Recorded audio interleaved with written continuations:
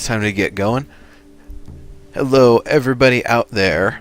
Welcome, welcome. We have an awesome game and an awesome interview going on here. We have Discord Games here. We have not just the awesome fellow that we have on camera, that is James Petruzzi, but we actually have a couple other people over on the Skype call here. James, why don't you introduce them to us here and kind of introduce yourself as well and give everybody a little bit of a rundown of things. And while you're doing that, I will get started on a new game here. All right, sounds good. So I'm James Petruzzi. I'm the director of Chasm. We have with us here today Tim Dodd. He's the lead programmer, and James Stevelak, the musician slash sound effects master. And we're going to be showing off Chasm. It's a procedurally generated Metroidvania style platformer we've been working on for a couple of years, and pretty excited for people to get a first look at it and see how it's been evolving since we've been working on it since the Kickstarter. Nice. Yeah, I mean, I first saw the demo that you guys had at E3, which, if I'm not mistaken, is also your Skype picture. Yeah. Yeah, that was the first time, and it was fun. And after I played the tutorial, I was like, "Oh man, I want to play more. This is where it ends. Damn you!" Yeah, it's a really short demo. All right, let's see. But that's good though. You know, it's got to leave you wanting more. Do you guys have any recommendations about seeds? Have you seen any weird ones, like just all A's or anything? Not so much so far. Well, let's try here soon.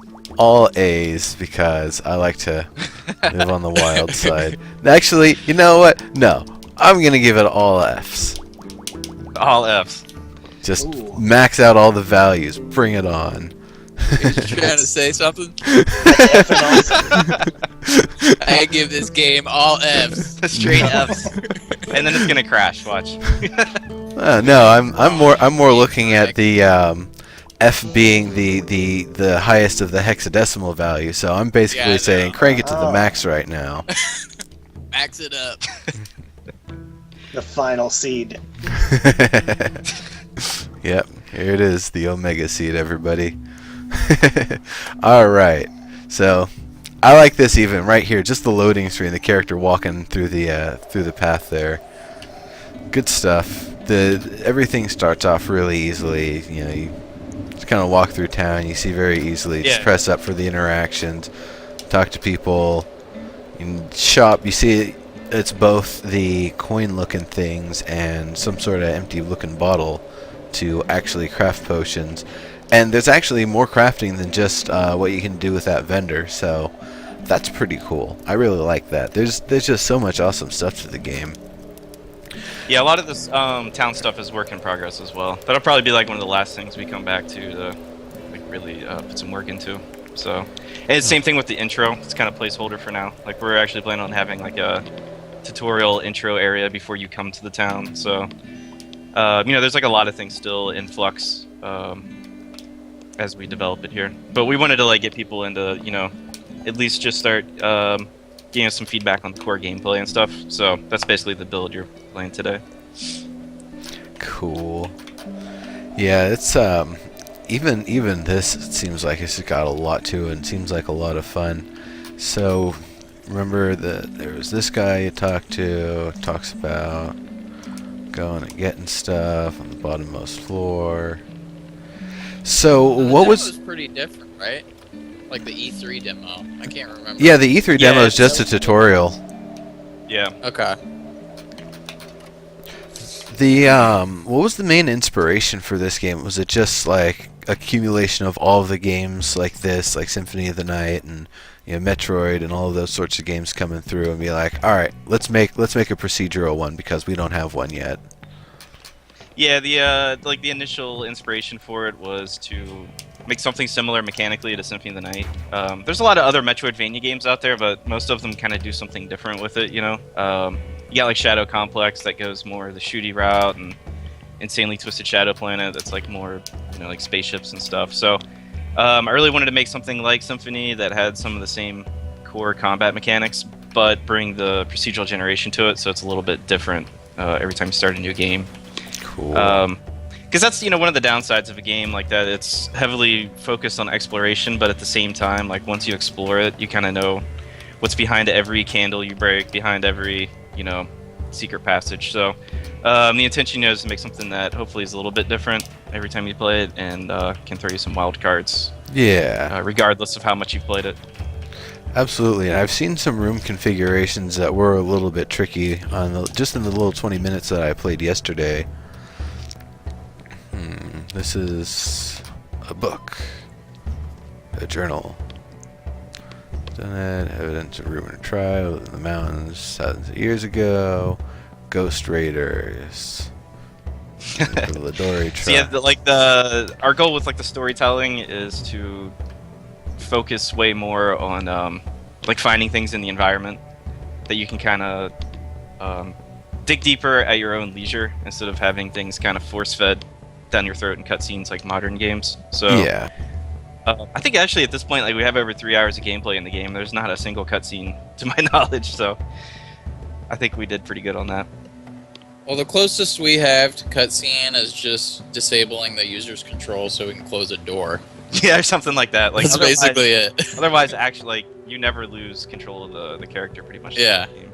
That's and for cool. me, Super Metroid was a big influence on that side for me personally, because in that game, I think there's maybe one cutscene after that intro area when the space station's blowing up, but basically after that, the entire game you're kind of just playing, and it's just one solid experience. But things have changed a lot since then, with deeper stories and everything. So we're trying to put more things in the environment for players to find and kind of get that deeper backstory that exists in the world and kind of sets things up. Yeah, what it kind of makes me think of a little bit is Rogue Legacy. The entire game, you're just getting the little journal entries here and there of the character who's, they've entered to try to, complete this particular goal. And by the end of it, the whole story arc is complete, and I think it's 30 journal entries or something. Everything is finally revealed, and it's actually pretty cool. It's a really interesting story, but it's something that is definitely not shoved in your face. You have to go to those rooms and actually take the time to read the things, even though they don't really give you any attributes or anything for reading them. Yeah, and a lot of modern games are kind of going that route. Even the new Tomb Raider I played, they have unlockable notes and stuff you can find in the environment. The Last of Us, did it as well. They did it really well with a series of notes, showing what happens to certain people over time, and you just kind of find the pieces. So I think it's really fun to get pieces of things and put them together yourself rather than always being force-fed constantly. So yeah, that's kind of been a big part of the design philosophy of this game, is just kind of throw the players in there and let them figure out things. I mean, obviously we want things to be intuitive, so it's not completely obtuse to figure things out, but still have all the pieces there for them to connect the dots themselves. Will there be different stories and different storylines depending on how the player goes through, or just based on the seed, or is it more or less the same story every time and just how you access the elements? Yeah, at this point it's pretty much the same story, but we've got some stuff planned for multiple playthroughs. So if you do New Game Plus, you'll actually get additional information that you wouldn't the first time you play through. Nice. That's still kind of in flux though, so not necessarily promising anything, but we have written extra content and stuff to be found. So, I think we did. Jimmy and I primarily worked on the story, and I think we came up with a lot more stuff than we actually needed, which works out, because then we have more to fall back on if we need to kind of expound things a bit. Now wait, when you gave me the intro, I got a James, a Tim, and another James. Is I'm Jimmy. Okay. Yeah, he calls me James. Some people call it, it's a professional thing. People don't respect Jimmys these days. That's all. Jimmy's are respected. Hey, look at your Skype name there, James. Yeah, I hear you. It's my fault. But yeah, no, I'm Jimmy to my friends, and James to the rest of them all. So. I don't know. Jimmy Wisenhunt's been doing pretty good going by Jimmy, but yeah, I hang out with him every now and then. But yeah. But yeah, James. Yeah, sorry. Yeah. All right. So I see there's 8 vitality, 8 strength, 6 intelligence, 7 luck. It's weird that it isn't a starting stat line of 8, or I at least think it's weird. Is that something that's potentially going to be randomized later on, or something that there's going to be different classes or configurations This at the is start? one of the things I had mentioned to you that is very much in flux. We've actually removed the whole stat picking thing. Okay. It really wasn't working out, for how the game's designed. So we're kind of switching this whole thing up where in the next build you'll actually auto level, but we're creating a whole skill tree, and you'll get skill points you can kind of invest to customize your character in a different way. Oh, good. It's very tough with the stats, especially in a game like this where you shouldn't really be a magic user or a fighter guy. It's just kind of like a general character, and the magic are kind of backup things rather than something that can really be focused on. So, it really wasn't working with the game design having investable stat points. So, I get you. but that's one of the great things. We've been letting the community play it for like the past, I guess over a month now. And they've given us a lot of feedback on what was working, what wasn't. What can be gamed, what's fun, what isn't. So I get you. Yeah, I had kind of like I been said, wondering if there's there a lot was of a changes going on. like some sort of benefit for using the punch versus using the weapon, since both of them are offered at the beginning here. Yeah, you'll basically be able to find spell books and different things to put in your offhand. We're trying to give the players like lots of options, Yeah. what to go with. There's also shields and stuff you can find, and Yeah. Well, two-handed weapons that are more powerful, but they take away that option of having a secondary. There's a lot of that Symphony of the Night factor coming through, because you did have the choice of the primary and secondary weapons, and on the different buttons, and it definitely worked out really well there. Plus, it also had the back dodge, so definitely taking that Yeah. influence and working with. So, is it going to have kind of that similar effect where you can have attacks where if you're pressing it versus if you press back and then forward an attack, or do like a Hadouken, that some of the weapons will have special attacks off of them? At this point, we don't, but we've been talking about doing something like that. I think we're just kind of like waiting to see how many weapons we end up with, like all that kind of stuff. Gotcha. I mean, that's one of the cool things about Symphony is, there's a lot of depth to it that they don't even really tell you. Like certain weapons have certain moves. Yeah. You really don't know unless you're just messing around. So, Well- we're definitely thinking about all that stuff. It's just kind of like bigger picture versus details right now, as far as what we're focusing on. That was actually one of my favorite ones, was the punching only run in Symphony, because if you're close, the punch actually does one hit when the fist comes out, and then another hit when the fist goes forward. So you actually do a double hit if you're close enough. So the fist only run actually wasn't too terrible. But yeah, anyway. So Yeah, it's tough. yeah, fun stuff. But this ain't that. It's definitely inspiration, but you guys have got your own game going here. I definitely like these Metroid-y crawl around the platform critters. Yeah, it was trying to mix it up, like bring in some different elements. That's one of the things, Castlevania, like there's no platforming in it. It's very much just run down hallways and battle enemies. And personally, like I'm a bigger platforming fan. I like a lot of the stuff from Super Metroid, precision jumps, and all that kind of stuff. So I've tried to like mix the two as well as I can. And that's something else I've obviously- noticed. The controls are really clean and really precise. Thanks. Yeah, we put a lot of time into making sure it feels right, first of all, before giving people crazy challenges. Because, the hope is if it's fluid enough, then you won't feel like, if you make mistakes, it's not the game's fault. Right. Yeah, it feels really, really clean. I was noticing that when I was doing some of the jumping sections yesterday. It's like, wow, I can make all of these jumps. There's no challenge. Nothing is squirrely. I'm not trying to like compensate backward for things. No weirdness whatsoever. So That's good to hear. that though was kind of an interesting situation. You'll see it in a moment. There's no way I could have gotten past that wormy that I could see at least. Maybe I had to do like a jumping attack and just hit at the very end of it or something. but it was kind of a weird angle. So we've got a Oh, yeah, question that is from Chip Jam in the audience here. How many weapons are there in the game?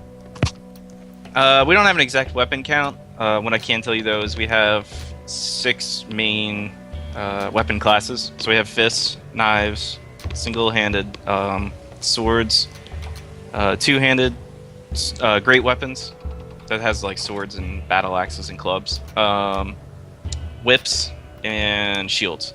So those are like the main melee things you can equip to your hands, and then we also have the magic spells that you can find.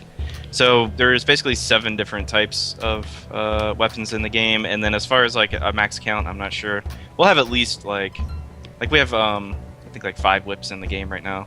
So, but we'll probably have like a lot more swords since that's like a more major category. I would assume we'll probably end up somewhere around 50 weapons, but it's Nice. hard to say. We're kind of a little too early to have a specific number yet. And I think it'll also come down to how different we make the weapons. Like if we start focusing more on like giving them moves and unique things about them, they'll probably be less than if we just make them generic, like graphic swaps. I getcha. No, there's no co-op in the game. We're gonna have for the final release, we're actually integrating leaderboards right now, so we're gonna have some competitive modes where you can play a similar seed to somebody else and go for score or time. Different things like that. Nice. Kind of have some competition in there, and kind of keep things going past just playing through the game. That's pretty cool. That definitely gives people more stuff to come back for, and creates those kind of competitive opportunities that not just the speedrunners, but also people that are completionists would kind of be interested in, or people that are looking to try to max out their score, sort of thing. Yeah, it's kind of cool with the procedural generation. Like, it gives us a lot of options. The hard part's just figuring out what serves it best. What game modes and all that kind of stuff are gonna keep people playing longer than just the regular campaign. Yeah, and that could be something that people have, like their seed curator thing going, where it's like this is the build. If you want a really challenging one, play this version. If you want one that tells the story really, really well, this is the seed you want to play. And just have somebody that's accumulated different seeds that they've gotten different reviews and kind of played through and checked out on their own. Because I'd imagine if you play through the game about 10 times, you could probably just blaze through. Yeah, that's what we're thinking. So we definitely want a time trial mode for people that are trying to get through the game quicker. And the hardcore mode, I don't know if you tried playing that, but it's basically permadeath. So Yeah. if you die, but you're also scored on that. And the score is based off of the exploration percentage and how much damage you've taken. So it's kind of how far you got plus how well you did, kind of thing. Gotcha. So we're hoping to have a good amount of competition if people are trying to play the same seeds and beat each other. We're even considering something like Splunky has like a daily challenge where everybody's playing the same and it kind of mixes up. Yeah. But like I said, we're still at the point where we're trying to figure out what makes sense for the format of the game and works best with the procedural generation and the dungeons. I see. So I saw a couple of rooms here that I've seen before, like the one with a couple of the moving buckets at the bottom and a moving platform between them, another set of moving buckets at the top, and had the same items in it that I saw in the previous session. So I was wondering, is that just a current thing right now that all the item distribution hasn't been mixed up quite a bit, or is it that there's some very unique rooms that'll kind of always have the same stuff or have a lot of the same sort of stuff in them? Yeah, since like all the rooms are actually hand designed, like the procedural part comes on how they're assembled together. So depending on how unique I guess the room is, like shape wise and all that, they can be more limiting as to what can show up in them. Like how many crates can fit in there and that kind of stuff. So there will definitely be some that just stand out more than others. Okay, I getcha. Well, that's pretty cool. I mean, I definitely understand the rooms being handcrafted. That's everything isn't 100% procedural with procedural. It wouldn't look this good otherwise. It'd be really hard to Yeah, to it do. would just look terrible. Yeah, it takes a lot of time to Even just make sure like the jumps don't suck and enemy placement's good and all that kind of stuff, you know. Yeah, and all the I guess the puzzle elements are communicated properly to people. Yeah, I can't even imagine trying to set up a procedurally generated puzzle. Have you seen like have you ever played Terraria? Yeah. Like those those are procedural. Like they have like little dungeons that are procedural, and you get. I don't think anybody's really perfected that to where it's fully procedural and there isn't like random doors all over the place and stuff. You know what I mean? Have you Yeah. ever been to like they have like a dungeon and you go in there, but there's like doors that lead nowhere and just like a whole bunch of random stuff. I mean, it's pretty good for. I mean, it's really good for being pure procedural, but it's almost impossible. And there's way more to that game, so it's like not the only Yeah, thing you're yeah. focused on. Yeah, it's That's not kind of the same. problem with Chasm is like this is the game, you know. Yeah, like, this that is the dungeon main section like is the actual game, so it has Yeah. to be like really high quality to stand on its own, or else you know it's just gonna come across cheesy. Gotcha. But our goal from the beginning has always been like, if you play the game for the first time and you don't know anything about it, you should not be able to tell it's procedurally generated. You know, if we could pull that off, then it basically means we did it well enough. Cool. Yeah, I mean it looks pretty good. Everything looks pretty seamless. There've been a few games coming out pretty recently with procedural platforming that just look really beautiful. Ascendant and Abyss Odyssey are a couple of them that just they look really seamless and really well designed. And this definitely has that same level of quality. It seems like a handcrafted world. If you put this in front of someone and just had them in the middle of a game, like, okay, play it, and then you told them afterward, you know, this is randomized, you could play with a different seed every time, you know, mind blown. I'd hope so, man. I mean, that's kind of our goal, you know, is to give something that will last a little bit longer to the Metroid fans. That's basically, you know, what it all comes down to. So if we can pull that off, it will be a success in our eyes, I think. Yeah. So do you guys plan to have like Steam Workshop or modding or anything like that so people can add more content, more rooms, more items, anything like that? We don't have any plans for moddable stuff at this point. Like basically the game's made with a bunch of custom tools that we made, and we're not really too keen on just giving those out. I getcha. That's fair. Took a lot of work to make it all work together. So I don't know. We may not. Honestly, it hasn't really been something we thought about too much. We're just more focused on finishing the damn thing right now. Gotcha. Hey, that's a fancy looking door. I probably want to fight whatever's in there.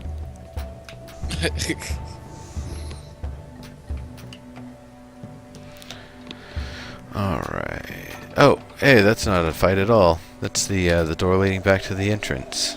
Woohoo! Oh, sweet. I'm like 20 seconds behind you here. Yeah, so. I know. That's fine. That's usually how it is with Twitch. Thanks, Lord Wiki. He's a regular moderator. Twitter? What the hell? Twitter. He's fired. Fired. Yeah, there are worse vowels he could have used for that. So. Yeah. Yeah. At least that one's, you know, just a one-off. Yeah. Yep. Twitter. I like What? that one, actually. I'm keeping it. Let's make a new service, Twitter. Twitter. I can't believe it's not Twitter. Yes. Yeah, right. That's a good one. So the final game's $15. He was asking in the chat. We do have a deluxe edition available that kind of mimics our Kickstarter.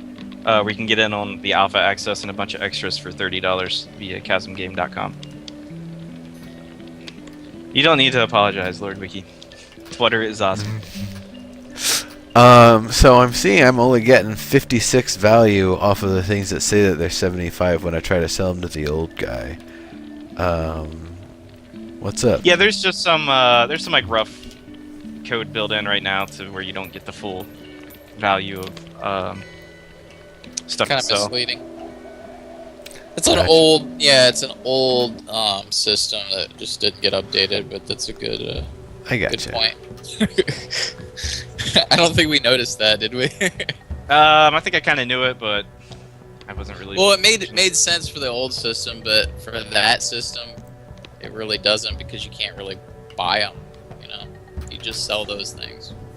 Yeah, exactly. I mean, that'll be something though. Like I said, we're gonna implement the skill tree, so I'm sure bartering will be one of the things where you'll be able to Yeah. sell things for at least that value or maybe more than they're worth. I don't know. Maybe we'll have to see what works out best. I don't know, like get an upsell skill and be like, oh no, this coin's definitely worth 100. You know, it's part of the such and such empire's legacy or whatever.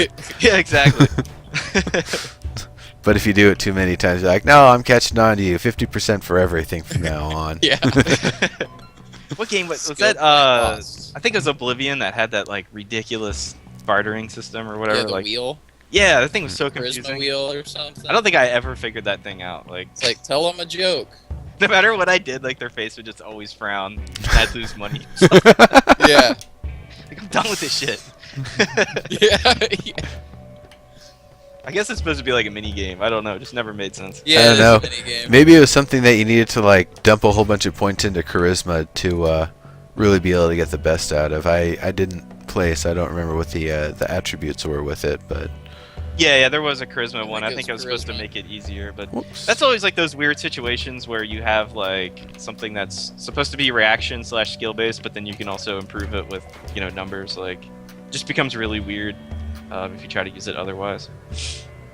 It was basically like a lock picking mechanism, but for bartering. It's Yeah. really weird. All right, Fist of Fury. Did you get a I got the Cestus. nice? Probably not the most friendly weapon to be giving away in this first area. Like I said, a lot of this is rough. I was actually been thinking about these treasure drops and like what we're gonna give people. Well, what do you mean not so friendly? Like to the enemies or for me? No, for players. I think like the fist is probably like the hardest weapon to use. What are you talking about? The rate of attack is way faster than this sword. I'm gonna rip things to pieces. It is, but you have to get closer. And if That's stuff's moving fine. at you, All those can, spear dudes, I just get behind them. I still have the sword equipped if I need the range. he's ready. Yeah, I've been playing video games since I was like 2 years old. This is no challenge. This is me just getting in some awesome nostalgia like Metroidvania platformer action. This is awesome for me. This is where it's at. So But yeah, it's tough. It's like you want a lot of options, and you want to give everything kind of a plus and a minus, to using it to keep things interesting, Because like when we first put out the builds, like we made like some of the weapons, like the two-hand, like was way too slow, so people just don't use it at all. It's like everything has to kind of have some balance point against all the other things, or else it's either never used or always used.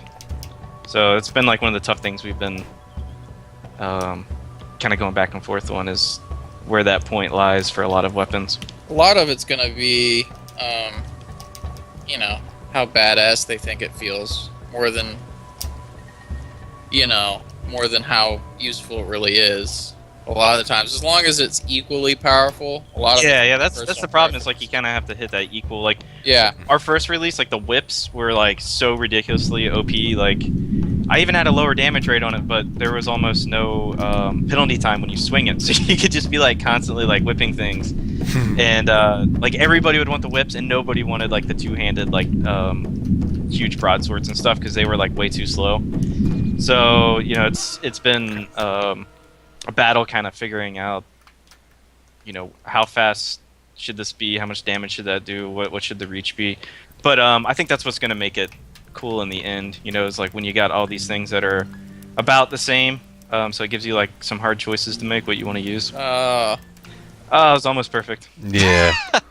that Oh, one well. jump. Yep. Oops. Oh well. At least it takes me to the last safe one. I didn't go with the hardcore because still learning the game here. Sure. But I've yeah. died there like 500 times. Well, I could see it being one of those ones where it's like you enter the room, you're not even thinking about it, and then, oh wait, the Yeah. spikes are moving. Damn it. Oh well. Next time. And plus, you're talking. You're talking to us, so. Hey, Method Man. I hope this is the Method Man. I guess he's number 105.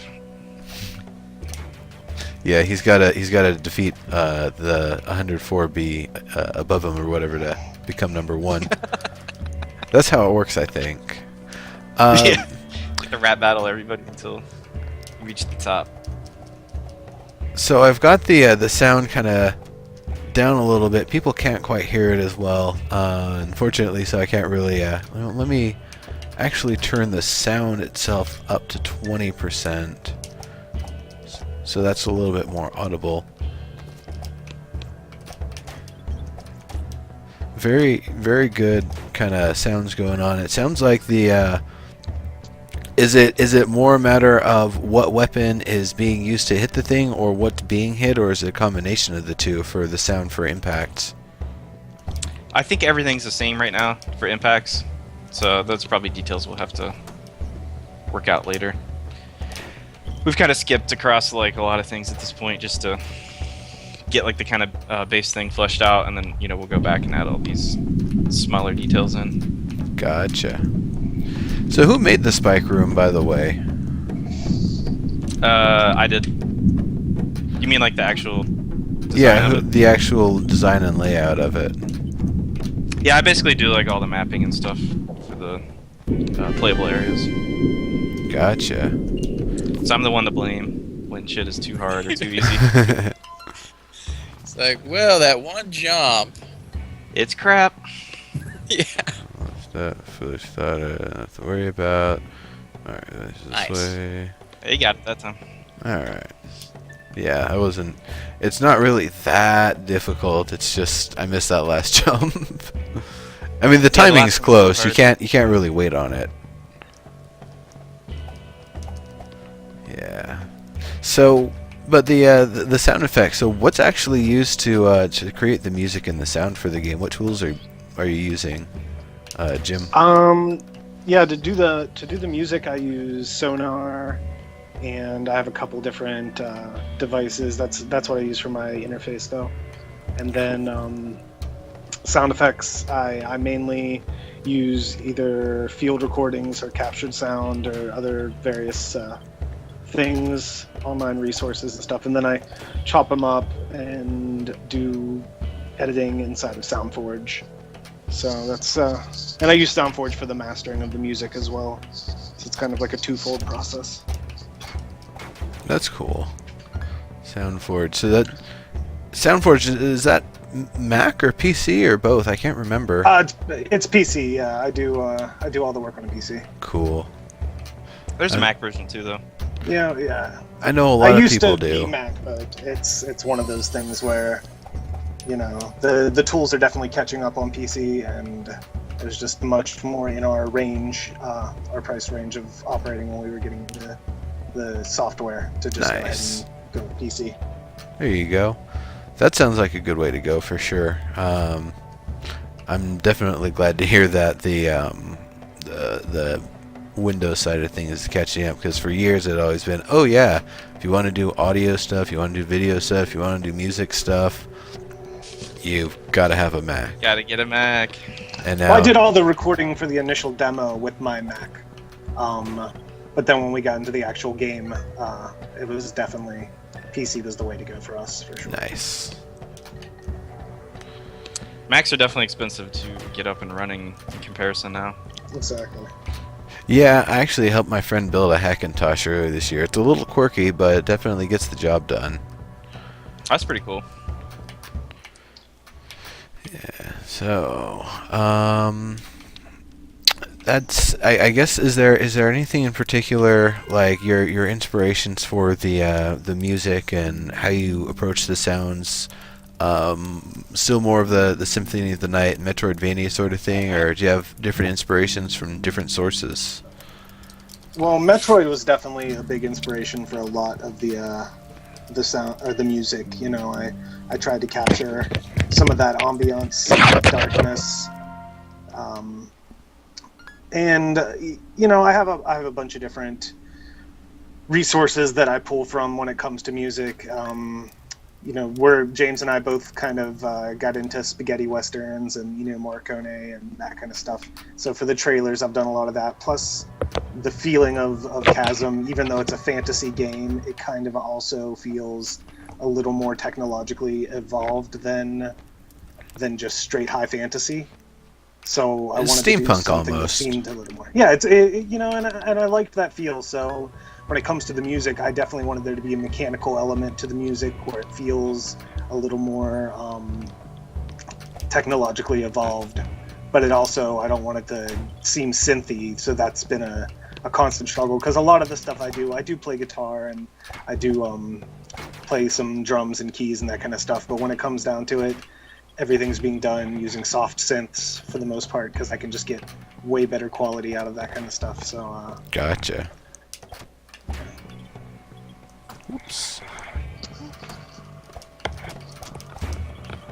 Those rock throwing guys. There's just that one I've seen so far, and he's just in the right place. You total asshole. Yep. Yeah, so that's really cool. I'm definitely digging the audio, and I'm sure this is just some basic walking around killing some stuff. I'm sure like some of the boss mobs and some of the bigger critters have some real gnarly sounds to them, right? oh yeah, absolutely. Cool. So, Definitely. You're actually getting close to a mini boss battle here. neat. And the music has evolved through multiple iterations of sound. Like, it seemed like it took the longest just discovering what the overall feel of the sounds in the game should be. But then when we got into that zone, it just started to fall together. Yeah, and most of the time's just spent like trying things and failing repeatedly. I think I have to make 10 crappy songs to get one good one sometimes, but it's kind of seems to be the way of most things. I'll take some of your crappy songs and put them to good use. Don't worry. Well, a lot of there is an extended soundtrack that is going to be available to the Kickstarter backers that initially got on. I don't know if that's going to be released with any of the other packages, but there is going to be a lot of that stuff floating around. I'm sure you'll be able to torrent it someday. Oh, Torrented. Well, don't listen to this guy. Yeah, I'm sorry. I'm just speaking to the kids. Just torrent my stuff. Actually, speaking of which, I always do like a Google alert for Chasm, so we can see if something pops up. And I forgot to tell you, Jimmy, somebody uploaded the Chasm EP soundtrack we do for the backers onto a torrent site. Oh, really? I've finally been pirated. Yeah, you've been pirated officially. I made it. I gotta remember. You're in the what big site- leagues now. Yeah. I'm in the big leagues now. I just, I can totally identify with all those people that are like, hey, you should pay me for that. But, sometimes it's just the price of doing business is people. I'm kind of flattered that anyone would want to steal my music. So. That's good enough. As long as they buy the game, I don't really care. Buy the game at the very least. And then, since you can't... Well, the Chasm EP is stuff that's, was available briefly. I don't even know if that is still available. You can still get both versions. You proved. Okay, yeah. So on our Humble, you get, when you pre-order the game, you get a ton of music that we put together, including stuff from our previous games. So it's just... I think it's 40, 50 tracks worth of stuff. Nice. Right there. And then, when the game is finally released, what I was talking about more was the extended soundtrack, which will probably not ever be made commercially available. I think it was just something we offered as part of the Kickstarter. Backer for Kickstarter people. So that's kind of what I was assuming will eventually make its way out there, because I know, I'm a completionist when it comes to music. I like tracking down rare vinyl and rare music that is I think just... the only option, dude, is we're just gonna have to get it cut on vinyl. That's... I think yeah, a nice 20 LP set of the Chasm extended soundtrack. Because that's what it's going to end up being at this point. A 20 LP set. Yes. Oh, Caesar Khan asked if there's going to be skills in the game. Yeah, there's so we actually have classic Metroid style abilities you can get. So there's he just Okay. got sliding. Yeah. And then later in the game, there's a ledge grab, there's a flip. It's all that stuff's basically based around acrobatic stuff for the platforming. And then we're also implementing a skill tree with passive skills that will just slightly improve your character. Say like make you better with whips, or like we were talking about earlier, like increase your bartering abilities or different things like that. So there will definitely be lots of skills. Cool. And I saw there's also crafting. I haven't really gotten any recipes yet, but that's something. Yeah, I at this always point, like. it's just potion crafting. You have to get a bottle, and actually, you can get the bottle in the town now. You need the slide Yeah. to get That's right. to the tavern. So you can grab that now. But yeah, if you have the bottle, then you can collect plant recipes, or Oh, there's a the health gypsy potion on the surface recipe. will fill it. Yep, There we go. good timing. So now you just have to find the plants for it. Yeah. Which was funny because I didn't find any plants in the last run I did until I bought one. Then I started seeing them drop out of boxes and jars and stuff. So, oh well. Of course, that actually reminds me of a really funny thing. Wing Commander Privateer, you could only find one of the best weapon in the game, but if you sold one to a merchant, you could then buy 4 of them from him. So, Oh shit. yeah. Oops. Oh well. Of course, my dad basically taught me how to use the hex editor, so we would just use like the highest storage from the highest storage ship, the highest armor from the highest armor ship, the speed maneuverability from those ships, and just give ourselves the most baddest ass ship as it was. Yeah, it was funny. Like when we first put out the alpha, like the first week, some guy shows up and he had like, what do you have, Tim? It was like 1 million gold or whatever, or essence, whatever the currency is in the game, and we were just like, how the hell did he get? Yeah, we were like, what were you doing? Like we thought he was just hacking it, or not even hacking. We thought at first he had found like a good spawn position, or some sort of like exploit. When we did the math, and we'd be like, wait, it did take like a month. Yeah, like we just could not figure out how he got it, and like he didn't say anything else on the forum, so we're like racking our brains trying to figure it out. He finally replies to us, and he's like, "Oh no, I just used a hex editor and like modified the save file to give myself like 1 million gold or whatever." We're just like, "Shit." So I guess let's kind of get into a little bit of the technical stuff. So how exactly was the game made? What were the systems used? What was it programmed in? All of that sort of stuff. So it's a XNA game from the ground up. We used Microsoft XNA. We love their framework. We had done 2 games previously using it for Xbox Live indie games. So this is our 3rd XNA game, and we're actually using FNA for the release version that you're playing, which is an open source port of it, and it uses OpenGL instead of DirectX. So Neat. it's kind of a hybrid. Like when we're developing, we're actually using XNA, but then when we do a build to send it out to people, they get the FNA version. Well, is that so that way it can deploy beyond just Windows and Xbox products? Yeah, so basically like with FNA, we can be on Windows, Mac, and Linux with a single code base. No problems. Like we basically just do all 3 versions at one time when we do the build. It's super easy and convenient for us.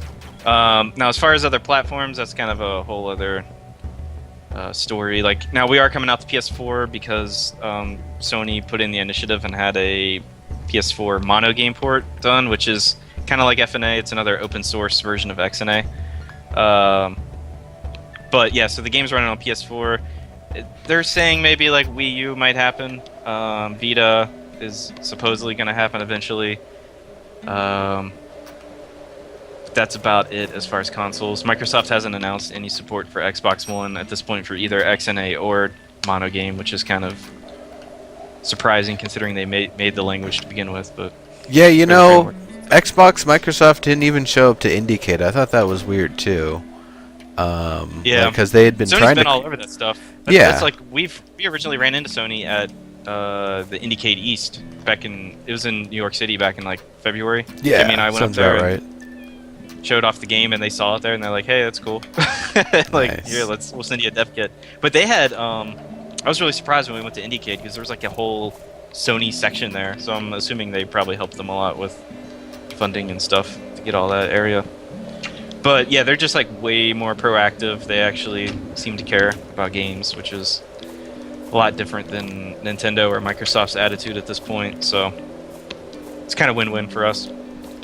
Yeah, I've been hearing that from a lot of people. I mean, that seems like it's one of the reasons why Rebirth is going to PC and PS, I guess PS4 and Vita, and I guess PS TV as well, because Sony's just been getting after that sort of stuff. They see that the indie market is where a lot of good stuff is going, and why not be there? Yeah, I think it's kind of like a natural reaction to, like, as games get more expensive to make, less releases come out, and there's like less to promote. So Sony gets a lot of flack for promoting indie games, just because I mean, go look at any video they publish on YouTube. It's like, where's the AAA games, blah blah blah. But it's like the opposite would be that there just wouldn't be any games to play at all. So I think they're doing it right.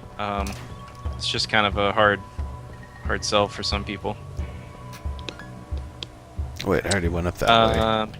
Oh, somebody in the chat was asking about Whoops. skills. Yeah, you're gonna get skill points on each level up. You'll be able to invest. That's cool. So it's not just going to be do the action enough times and you get it, but it's more you have to do any actions you can invest, because that's I guess if that's going to be the way it works, that you just kind of get a general pool of points. Would there be a way to kind of weight it that the more you do something, that it costs less to upgrade it than other things?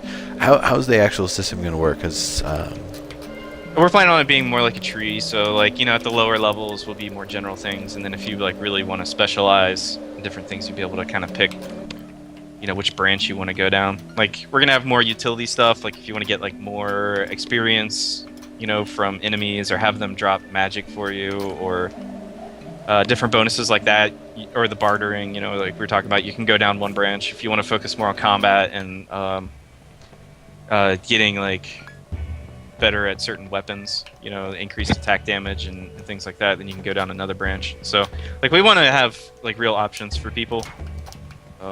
And the current leveling system where you pick the stat points just wasn't working at all, so that's kind of how that came about.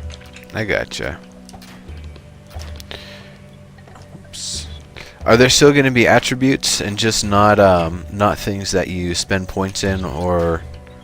Yeah, it's just going to kind of be like the classic Castlevania games, real auto level, and we'll kind of keep the points balanced. Like, we're looking at other games where you can balance or invest points like when you level up, but like Dust, for example, it's a Metroidvania that does the same thing, but like you basically end up having to put in like fake, or I shouldn't say fake, but like kind of BS limits on things. Like in that game, they let you invest points in things, but like you can never have one that's 4 points more than another, so then that kind of forces you to balance it out anyway. So it just becomes kind of pointless, even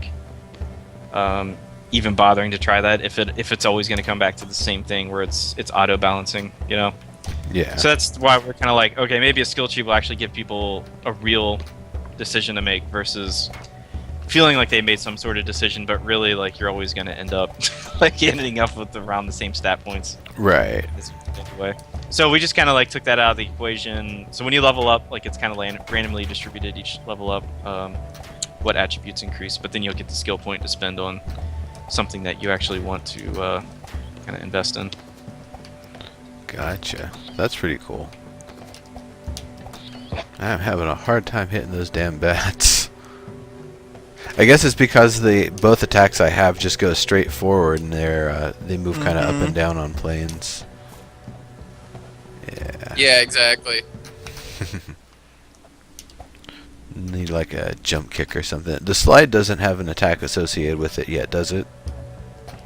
You can slide attack, but if you don't kill them and you run into them, you take damage. So it's kind of a risk reward type thing.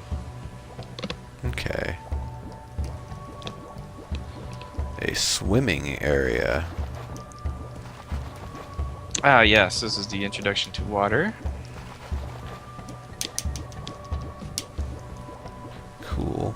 So, you said it's going to basically be able to deploy to all three of the the major PC or the computer operating systems, and then pretty much everywhere except Microsoft is what you were saying, or except for Xbox rather. We're just PS4 at this moment. Oh, okay, just PS4. Would this run on a Vita? Do you think? Yeah, it probably would. We're just waiting to see if the framework gets ported, though. It kind of got. They were working on a mono game PS or Vita port, but it got held up with like licensing and different, business-related reasons, not technical. So we'd love to do a Vita port, but it's just kind of out of our hands at this point. We're kind of waiting to see what's going to happen. We were told, we might hear something by the end of the year, so kind of hanging in there and see if it happens or not. Okay. And the Nintendo situation's tough. Like, we've heard there's a mono game Wii U port coming, but there's been several false rumors about that before, so I'm trying not to get my hopes up again about that. Gotcha. But otherwise, it's very hard for us to do a port because basically the entire game would have to be rewritten in like C++ or something to get on there otherwise. So it's kind of out of our hands, like I said, if the mono game ports don't happen. It's kind of funny. A more intelligent enemy I was actually able to beat up more easily. The guy that sits there and raises his weapon to try to strike. I just went in and pow, pow, pow, pow. And then he was dead. Yeah, that punch is pretty fast. Like, if you can get in there. Yeah, you do have to get a little bit closer, though. Like I said, there's always kind of trade-offs we're trying to go for. Oh. You got pickaxed. Yeah, I did. That dude's tough. Yeah, once I get some range, they won't be so bad. Yeah, that's one of the other things I'm changing for the next build is I want to make sure people get magic weapons off the bat quicker, because it definitely kind of reduces your options as far as gameplay, just having a sword to begin with. So Yeah, I get what you're saying. Because it is kind of specific to hit on, kind of a medium and a low. You don't really have like a head level strike. Whoops. Okay, so I have to definitely rush up on those guys, otherwise they have a charging strike. Good to know. Should not be a problem.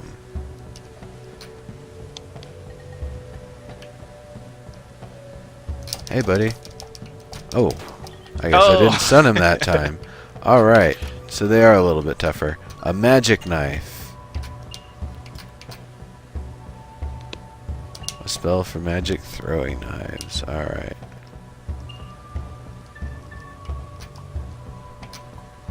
Ooh, that'll help. Lower damage, but that's fine. Alright, so, I guess, how are the save files generated right now? What kind of format is it? Would you say the save files? Yeah, because you were saying it was possible that someone was able to affect it with a hex editor, so I was just wondering what's, Oh, they're like saved as binary data. Oh, okay. But if you use the hex editor, obviously you can kind of peruse through that stuff. It kind of sucks. Like, we've thought about it a lot, like, how to protect things. But if you're basically if you're like storing information locally on your computer, there's like nothing you can do to protect it. Even if you encrypt it, like the key to decrypt it has to be in the code somewhere. So it'll just take somebody a little bit longer to find the key. Yeah. There's basically no safe way to store data on a computer unless it talks to like a server or something. It's kind of crazy. Yeah. Oh wow, now I'm seeing that if I'd been putting all of my points in magic, that dagger would just be obliterating things. Yeah, there's like on our forums, people are like, I'm doing a magic build this time. Like, people will keep replaying the game, and just put all their stat points into try to make their magic ability like crazy. Oh, this is probably not the best time for me to get in an instance battle. Whoops. Yep, now I'm dead. I'll have to come back there.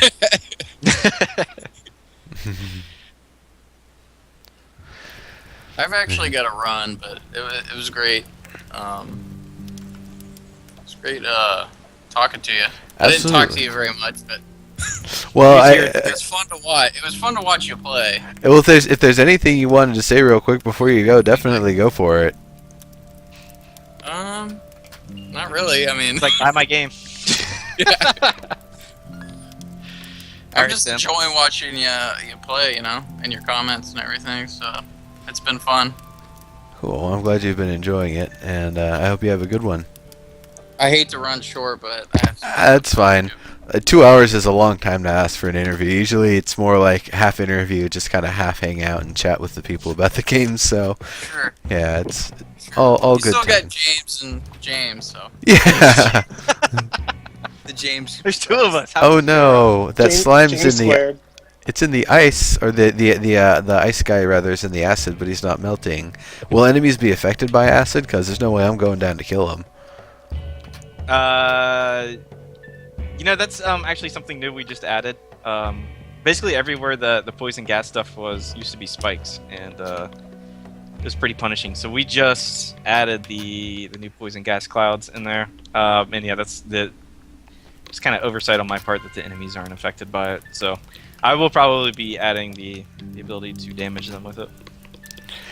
So mana isn't replenished by the fires, just the health is? Yeah, just health. Okay. Yeah, folks, no raffle going for this game. There's no... The only way you can win Chasm is to buy it.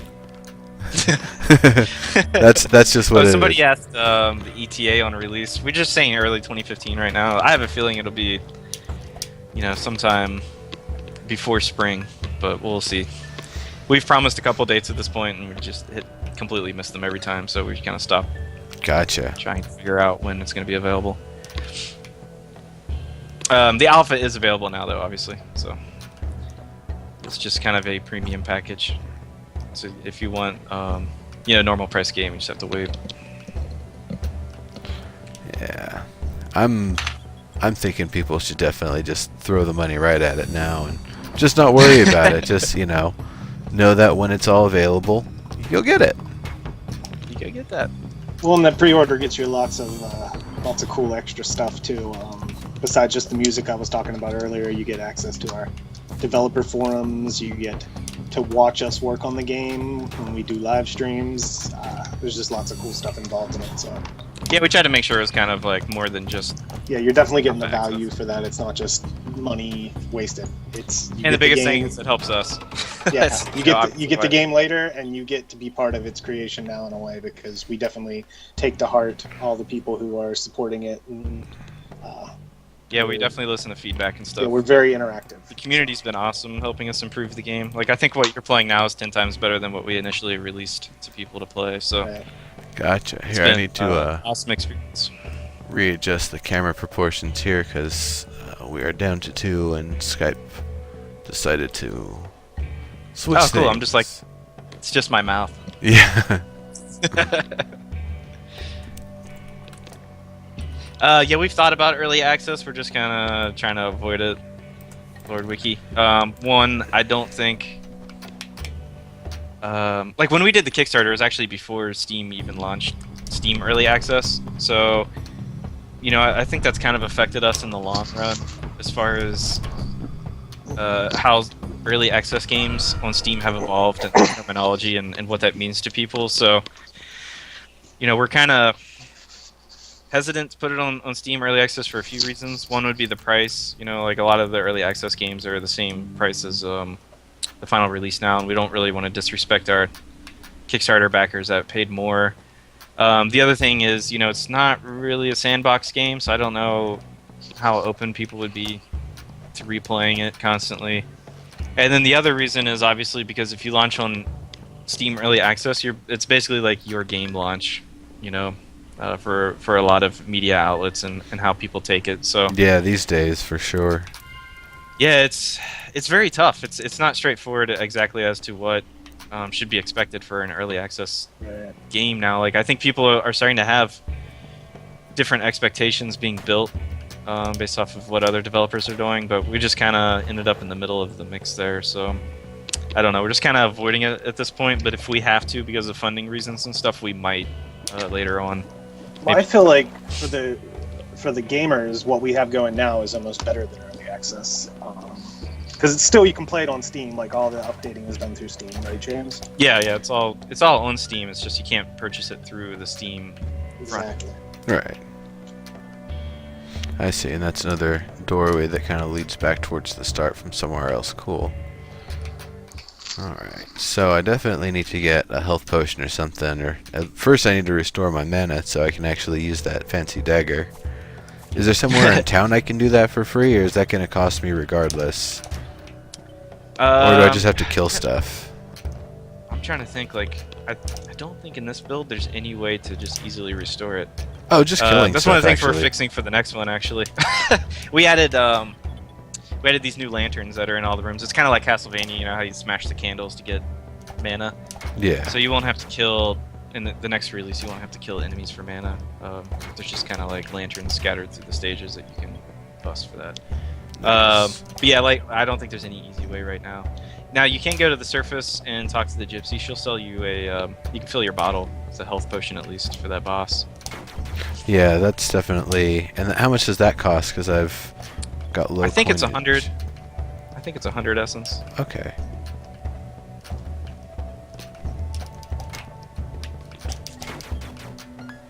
Cool. Yeah, I totally agree, Chip. You know, a lot of people have no clue about early access, and that's one of the reasons, like, we, you know, don't want to put it on the Steam storefront, because it seems like as soon as you go to the Steam storefront, it's like, oh, your game's released. Like, this should be something that should do everything a normal game should do for me right now. And, you know, I can kind of understand the sentiment. Like, if you pay so much money, like, you're going to be expecting to get something, but it's just, you know, that's kind of why development's always been a closed process, and you just get a product at the end. You know, you don't have to manage people's expectations at all. It just kind of is what it is. So, I don't know, it's definitely tricky. So she's got the leaves you can buy. Oh, okay, so you already ran out there, but the gypsy will actually fill your bottle. Yeah, the leaves, it's 150 for the potion instead of 100, so... Yeah. But I've just pumping luck, and I haven't found any leaves yet, so... Yeah, we kind of kept them out of sight until you get to, I think actually it's right after the mini boss. So it really did do something when I bought one from the vendor and it started actually showing them dropping. Because I haven't seen one drop, but I only played 20 minutes last night and I saw one drop immediately after I bought one. Yeah, like, they don't drop very often. We have kind of grow areas where, like, they regrow constantly, and you can pick them, but the first one you find isn't until after you beat the mini boss. So Okay.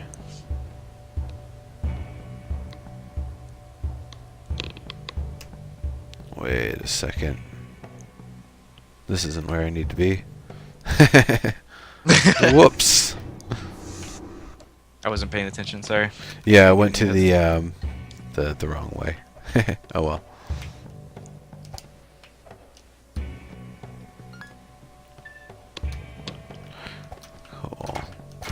Cool. So, what do you guys think about, I guess, the and I'm not suggesting that you guys are going to be doing it anytime soon or at all, but what do you guys kind of think of the situation going with bundles? Like, there was initially the Humble Bundle, and it was the special thing, and everybody could get these games for a little cheaper, and it was cool for everybody. And now it's kind of turned into this weird thing where a lot of people, they just chase bundle to bundle to bundle. They won't get bundles where they've got, you know, games that had already been bundled before, because a lot of them have already got those games. And they'll also not get games that don't have Steam cards, because apparently a lot of people will just buy a bundle for $2, sell the Steam cards for more than $2, and then buy more bundles or something. Yeah, I've seen that happening. Like, there's, like, all these sites that sprung up that sell games cheaper. Like, they sell Steam keys cheaper than you can get it through the Steam storefront, and that's basically because they got the keys super cheap through the bundle. Or they're stealing credit cards and buying games and then selling keys. Yep, too. there's a lot of different ways to get the keys. But yeah, I don't know. Like, you know, the bundles are good and bad. It's kind of like, I guess, if you have a game that came out that wasn't very popular, like, on release, maybe a bundle would bring more visibility to it than you would have got otherwise. But then at the same token, you're also, really devaluing your product, to just something like ridiculous. Yeah. I mean, even selling this game for $15 feels like people are getting off easy. Like, they have no clue how much time and effort went into creating something like this, like years, like night and day work. It seems kind of crazy. Like, you could go to a movie for $15 and be entertained for 2 hours. Like it's. Hell, we were checking out Fear Online. I think that was on Thursday. It costs $20 just to get one permanent gun in that game. Like, what the hell? Jeez. It's crazy though. I mean, development isn't cheap at all, and it takes a ton of time. But people's expectations of price and everything are constantly fluctuating. I was actually kind of glad to see that there's been more expensive games on Steam lately, like kind of creeping up into like the $20, $25, $30 price range. Yeah. And still be indie games. And I think it makes sense. Like, if you have a real niche audience that's willing to pay something like that, Like, I think in our case, there's a lot of people that don't have any problem buying the deluxe bundle for $30 because it's like, okay, has anything else even close to this come out, like, that scratches their Symphony itch or whatever, Not really. And you see like other games like Spin Tires and like different games on Steam that are like very, very niche games, but you can sell it for $30 because there's like nothing else like it out there, so I don't know, like, I think like it's kind of interesting the different ways the market's pushing. You got like the humble stuff, like totally devaluing things where games are being sold for literally pennies, and then you've got some of these early access games and niche games coming out on Steam that are higher price points, like you would have expected to see for a normal game. So I don't know. It's kind of hard to say where things will end up. Yeah. It's tough though, because it's kind of like whatever everybody else does is kind of how you have to fall in line, or else your game's going to seem weird if it's not at some price point. Like, is an indie game $10 or $15, or is it $5, or you know what I mean? Like, what do you expect? Because if you try to be the outlier on that, like, that can just kill your sales right there. Like if you sell your game for $10, people might automatically devalue it. I have a friend that released a game that happened to, where it's like he sold it for too cheap, so then people don't like, they don't think it's like he kind of devalued it himself, so they don't think it's like a full experience. So it's like there's a lot of give and take, I guess, with it, and a lot of luck. Other things work for you, I guess. Yeah.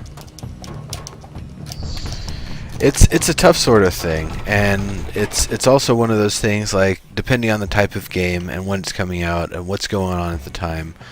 Some games, it's a great game, but it's just something else came out at the same time and it just got buried. Yeah. It happens all the time. And there's also weird things with the distribution. Like, sometimes games will get a bad rap for no reason if it was on Deshura before it was on Steam. Oh yeah, well, the same like thing that. happened to us with the Xbox Live indie games. Like, by the time we got our first full game out, people had already completely written off that store. Like, normal Xbox people wouldn't touch it. Like, we were in the summer uprising, like back in 2011. There was like this promotion Xbox had, and they actually got Microsoft to support it, and like all the Xbox Live indie games were on the dashboard, for like a week, being advertised, and still, like, the whole group of us that were on there, like, we're sending emails back and forth talking about numbers and stuff, and like, just like even the trial downloads for front page visibility were just terrible because the whole channel had gotten such a bad rap for being shitty games. Basically, like, people wouldn't touch anything if it wasn't on XBLA, because the mindset was, if it didn't graduate from XBLIG to XBLA, then it wasn't worth your time, like, no matter what. And it was and still is incredibly hard to get on XBLA because you have to have a publisher and like all this stuff. Like, there's so many stipulations and insanity going on with XBLA. I had no idea. But it's crazy. It would make sense why I'm not really hearing. The only things I hear for Xbox is when a new FPS or a new game that's big AAA console games come out and people are streaming it. And other than that, I really don't hear about the console that much these days. Yeah, I think they're kind of getting hammered by Sony right now. I don't know. Well, they already, like, I just think back at the E3 2013 press release, how everything Xbox went out and said then PlayStation, as if Sony already knew what they were going to say and had a one-up on every single thing, from services to hardware and everything, or just, oh Right. yeah, and the price point. So that Yeah, they well, that's kind of like a problem with Microsoft in general. Like they always think they can just like buy their way into a market, like with enough marketing power. And I mean, just look at like their phone or the Surface or any other device that they put out. It's like always the same mentality of we'll just throw enough marketing money at it and it'll work. But their hardware experience, other than the Xbox, has pretty much been total failure their entire history, and I think they just got lucky with the Xbox at the time, like the original one. Well, it was Halo. Halo made that thing. Oh yeah, Like yeah, if for there, sure. Halo was huge. there wasn't Halo, they would have already probably discontinued. At this point, I mean, to be honest, like if you really think about it, I think the thing that made Xbox popular was the fact that PlayStation 3 had terrible like friend capabilities and all that. Like you couldn't just start a voice chat and have cross game chat and all that kind of stuff. Like I think that's like why it picked up so much steam, like right off the bat. Like just because like even PC like was more complicated, so like the average person just couldn't like jump on with a friend and be playing a game. So it's just like having a simple feature like that can change everything, I think. For sure. It's definitely been an interesting sort of thing, and honestly, I haven't really been following. I didn't really do much with 360 online. I didn't get a PS3, don't have a PS4, and I don't have an Xbox One, so I really haven't been following the kind of shift to. Yeah, I can't even like afford any of the new consoles, so I have no opinion on like any of them because we have a PS4 test kit or a dev kit, but you can't. It's not like just a normal game console, so I can't really just play PS4 games and same Xbox One and all that. So I just really am totally out of the loop on that stuff at this point, which is kind of sad considering what I do for a living. But hopefully we finish this game. I don't know. I feel like Catch up. the PC market has pretty much become like PC and mobile actually is where stuff has mostly been, and most games, good or otherwise, if they're going to come out for console, they're going to come out for PC at some point in some form, one way or another. So, yeah, we're kind of pushed to PC in a way, I guess, because of our experiences with Xbox Live indie games. Like, we knew after our second game, like, Chasm wasn't going to be an Xbox Live indie game, and I've been a PC gamer since, I don't know, I was like 12 or something, so I've been playing computer games for a long time, probably like 15 years, and like when we first started on Xbox Live indie games, it was a completely different state where nobody gave a shit about PC gaming, like 7 years ago or whatever, and it was all about consoles, and we grew up playing consoles, so it's kind of like, man, we got to get a game on console. Like MMOs, like that was a big deal. MMOs were Yeah. the big thing 7 years ago for the PC market. Yeah, it was before Steam really took off and all that. So It was also before things MOBAs took so off. much. Yeah, and Humble Bundle and like all these things, like Humble, just in general, Humble Store, like there was absolutely no options, basically before. So, and it's kind of like you knew you weren't gonna be selling your game in a box in a game store. So Yeah. it was kind of like, what's the point? So, Xbox Live indie games back in 2008 or whatever seemed like the greatest thing ever because you could make a game and then just put it online and people could buy it, and you were on a console, which is just like a huge deal, for anybody that wants to make games. So like after we did 2 games and then saw just how abysmal things have gotten, and then the PC market started really coming back, and like there was so much flexibility compared to what you could even do on Xbox. Like there's so many stipulations and everything with the Xbox Live indie games, limitations and all that. Like it just felt very, what's the word? Liberating. like to be developing on PC and just be able to push something out and people can play it. You know, like they just click a Yeah. button and download it. Like that was like completely off the table for anything on Xbox. You know, it's like there's like this whole very strict development process, and you know, like if we wanted people to test it, like they had to be in the creators club, and like there was like all this, you know, complicated stuff going on as far as just getting a copy for somebody to play it.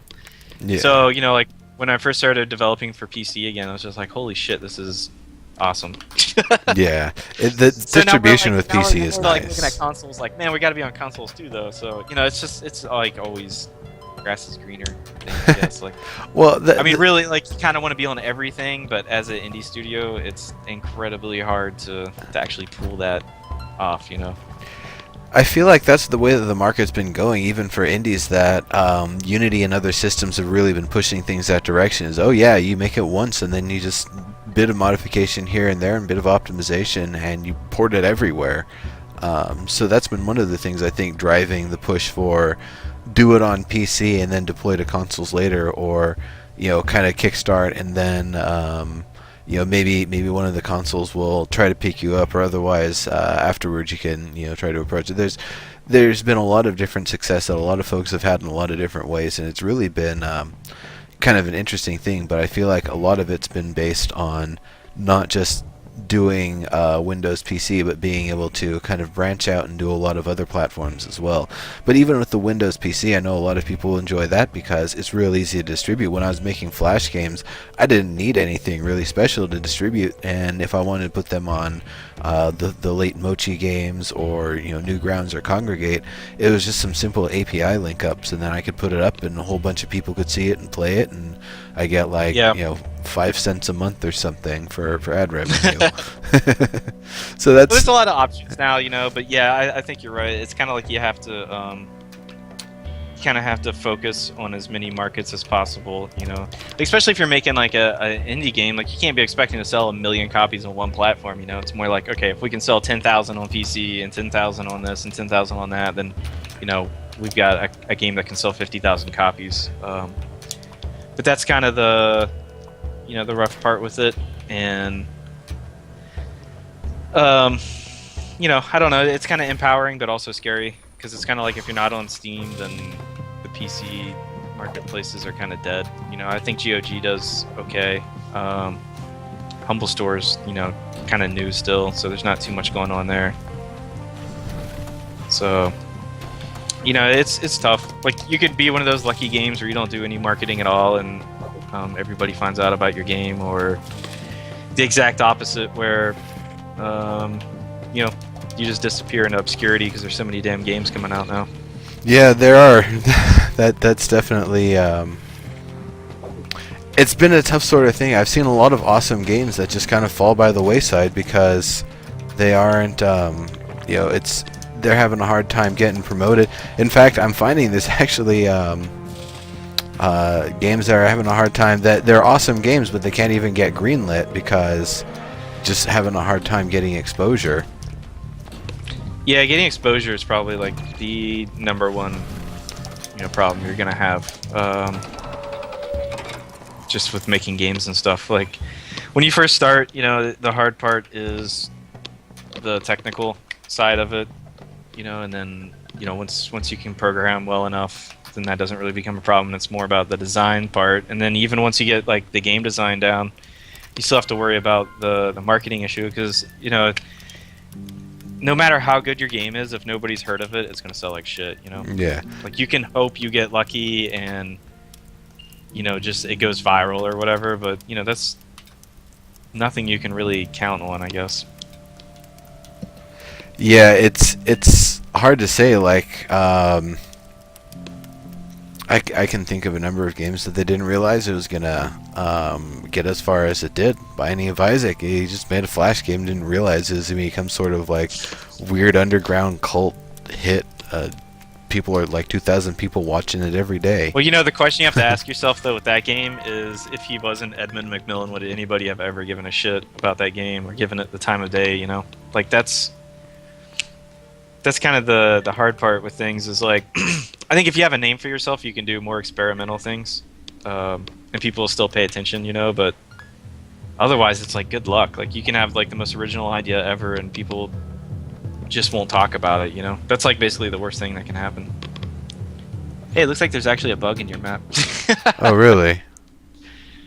I'm gonna have to check out the all F seed now. Yeah, it looks like there's like 2 rooms overlapped or something. Shit. Where? Let me see here. Somebody was asking a question in here. Oh, how much playtime will the final game have? We're shooting for somewhere around like an 8-hour experience for the full game. And then obviously it's procedurally generated, so you can keep replaying. It'll be different, and then we're gonna have the competitive modes we talked about earlier. Will you see all 50 weapons in 8 hours? Probably not. No. Like we're kind of trying to design more content than the game can handle, so you can play it multiple times, and like we're trying not to design it where it's just like you always find like the same weapons and that kind of stuff. Like we wanted to play it to the procedural part where you only find like maybe a part of the possible stuff that's in the game, you know? Cool. I like that. Yeah, and that's the same with some of the story elements too, where you'll get different pieces of the story when you play through on a second time, and it won't be anything like we set it up so you get all the essential stuff on the first playthrough, and then you'll get a lot of extra flavor that won't be spoilery on the second playthrough. So you'll have already seen some of the stuff but it'll give more depth to the worlds. Yeah, definitely. Like at least when I have enough interesting content for like 2 playthroughs. But you know, our goal is you could play it like 4 or 5 times and still see something new. Like that's my hope, at least when we're done. So. Oh, I see what I think I might have seen what you meant about the overlapping rooms there. Yeah, I don't know how that happened. We have to fix that. That's like the awesome part about procedurally generating stuff and trying to fit it all together. Yeah. You run into like crazy problems like that, and like, you know, 99 out of 100 games it won't happen. It's just always that one where like this like random bug pops up. But that's the awesome thing with having all these alpha backers, you know, that are helping us playing the game over and over and over. By the way, how much did otherwise we the would have never. did the Kickstarter raise? We raised 192,000. Damn. Yeah, it did really well. Yeah, it did. Really, really well. That's awesome. How many is that? Like all the stretch goals and beyond? No. Our base was 150. Ah. So I think we hit like three of the stretch goals, and then we're still taking money towards the stretch goals, like for the pre-orders that are happening right now. So we have a question here from Chip. Are you planning consistent new content downloads or microtransactions or any of that? And that's actually something I was wondering about, is support and features after the game is live. We might I think all of us hate DLC, so I wouldn't expect to see anything you have to pay for. We might do updates though, just to add some content to the game later on. So. But we're very old school. This whole game's designed old school, so I can't really see having paid content. You have to like add to it or something. Like, just kind of goes against the whole spirit of the thing. So Absolutely. Gotcha. But we may add like patches and stuff after the game's out and stuff to add some more content to it. Cool. So what was that sacrifice room all about? So that's kind of a work in progress thing we're messing with. It's kind of like a blind store where, you know, earlier we were just talking about having items you might or might not see. Mm-hmm. The way things are distributed in the game right now is that if something shows up in a treasure chest, then that's basically like the only spot in the world you can get it. So there's like leftover items basically after we place things in like the store and the treasure chests and stuff, and some of those items end up in the altar, and it's kind of like a blind buy type thing where you can get one of these possible items. Hey, It's kind of blacksmith. flux, though. Yeah, he's back after you get the elevator restored. Cool. I don't know if he's gonna have anything useful in his shop. That's one of the things we're still working on. Is Well, a tabard would help, but I don't have enough for it. Let's see. I should probably get another health potion, and I should probably buy a leaf while I'm here so I can craft one in the field.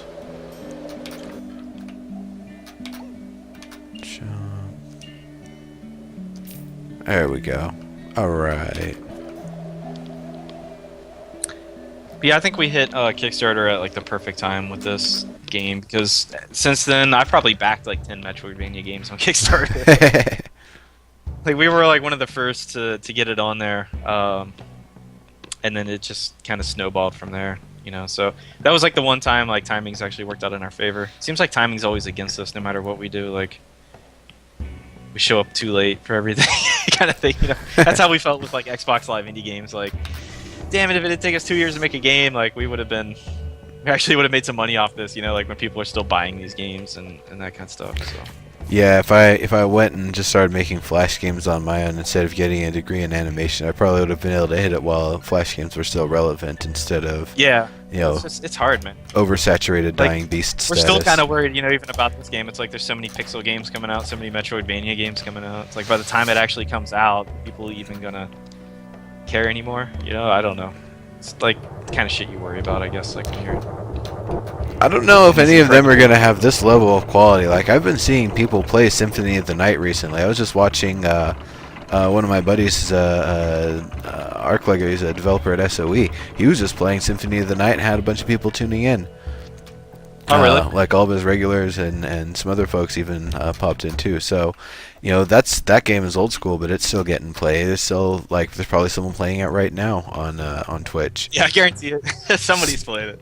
So it's the game and the style still has a lot of appeal. Not very many games kind of have this level of, I guess, getting close to the Castlevania, the Metroidvania style, true retro-y feel, and still being able to, I guess, advance and do more. Like, I don't remember a slide in Symphony of the Night.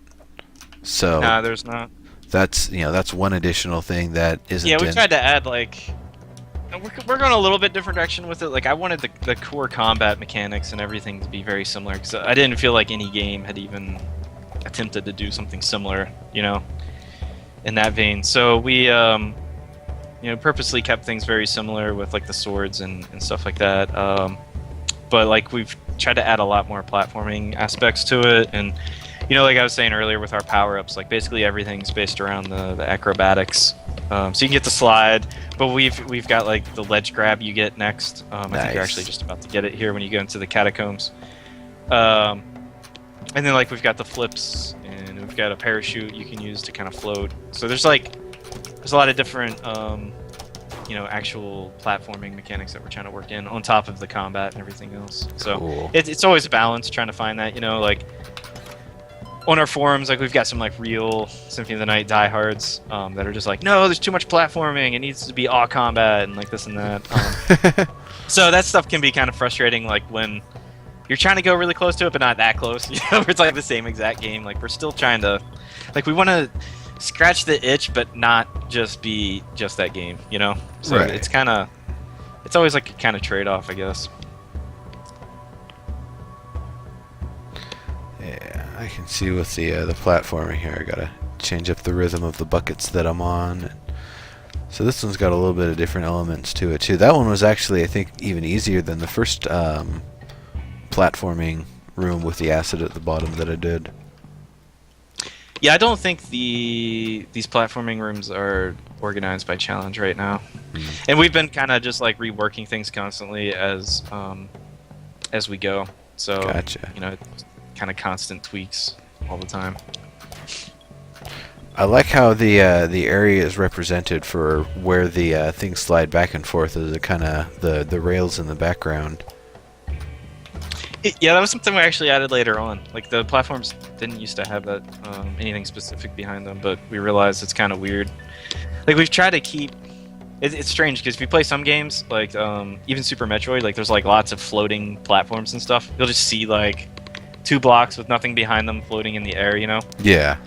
We've tried to go with a more realistic approach for this game, though. So like, there's like always like a wall or something behind it that like grounds it. That's cool. It can be kind of annoying though, because like you create like a lot more rules for yourself to follow. You know, like when you're designing stages and stuff, you're like, okay, that can't just be floating there. So there's gonna have to be something that kind of connects to it and this and that. But Oh, I'm totally down with that. actually. It lends a more concrete feel to the world, though. I think in the end, like the extra work. Yeah, that's. I've been playing Builder Sandbox game Landmark a lot, and something not necessarily floating blocks, but even I'm notorious for in my one of the tour shows that I do on Sundays. If I'm touring a build and I look up and I see the roof tiles from the inside of it, I levy some complaints about, this thing would just fall in if it rains or something like, if a bird lands on the roof, you're basically, things are Structural falling integrity through. of this. Yeah, and, people laugh about it, but a lot of builders, when I give them that feedback, they're like, I didn't even think about that. And when they do it, it looks better, so. Yeah, it looks better too, just because you're like, that's what you expect to see, I guess. Yeah, so it's something, while I joke about it, it's definitely, it helps to convey that sense of realism.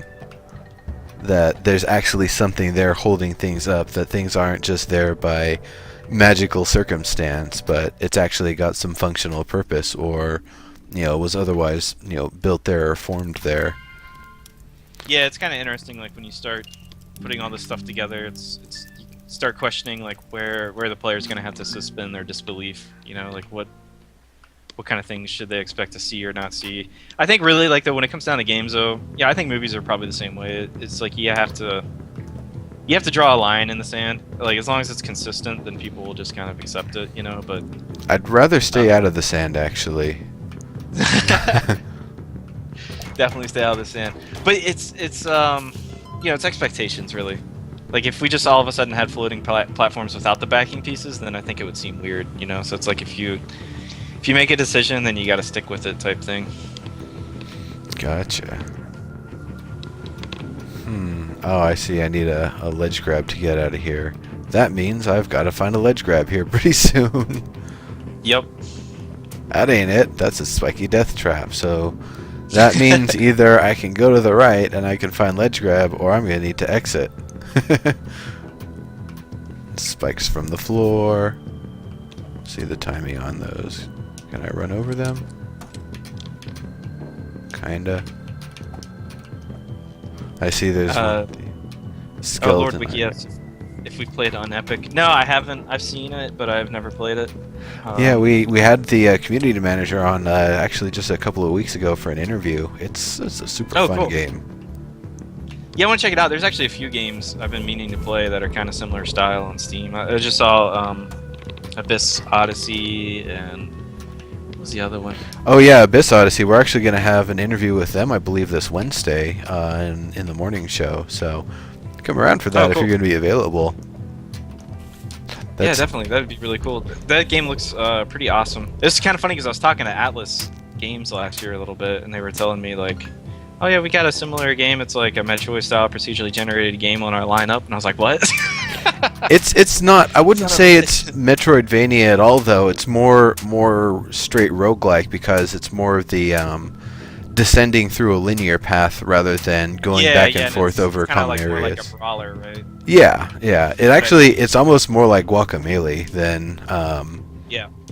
Now Guacamelee, I did buy that, but I just never got around to actually playing the thing. It's good. The one thing I'll say, don't play it with anybody with any photosensitivity issues, because when you collect the power-ups, there's a thing that happens on the screen that I don't believe you can turn off, which it's this bright, glowy, flashy thing that...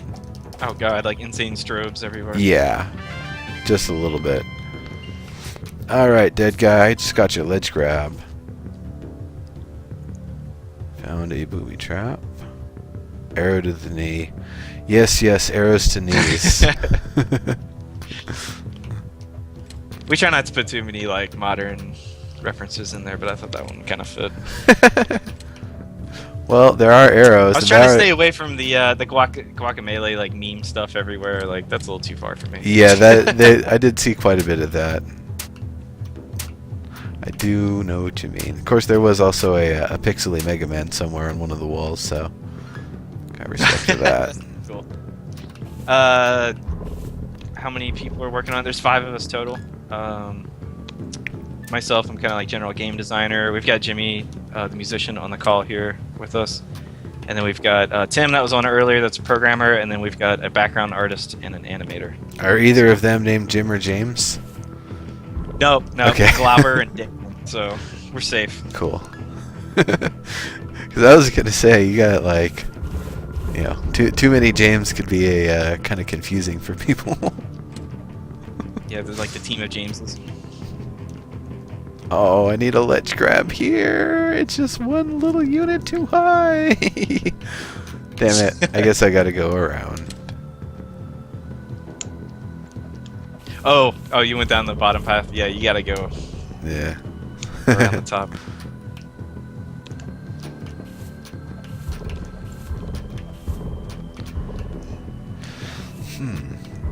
So, I guess if you talked about the skill system is something we're going to be seeing. There's the change to the attribute system.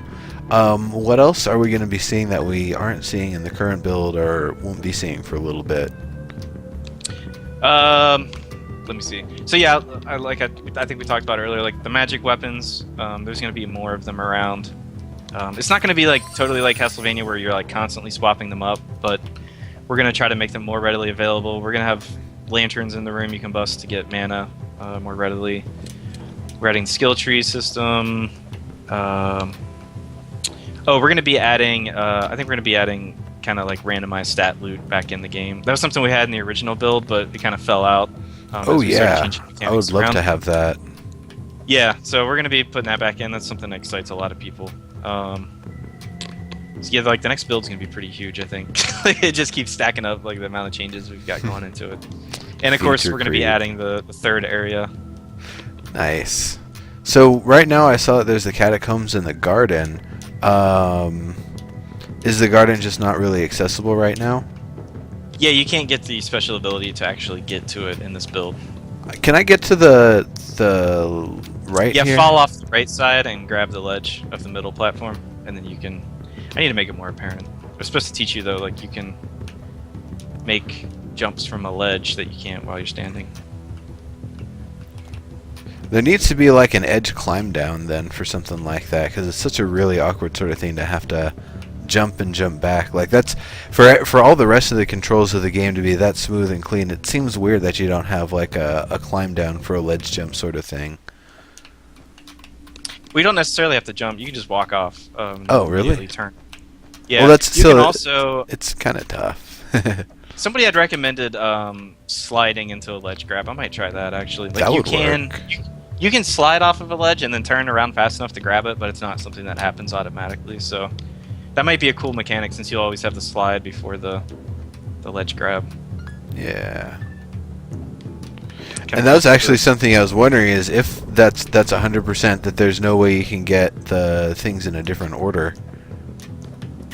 Yeah, that's definitely not going to happen. Like we had thought about it early on, but like there's just way too much work that goes into designing the rooms for it to even make sense, you know. Gotcha. Oh, that wizard teleported and came back. I thought he had died. I guess if Yeah, they he's don't tough. drop gold, they're not dead. Yeah, you kind of see like his shadow moving across the ground and stuff.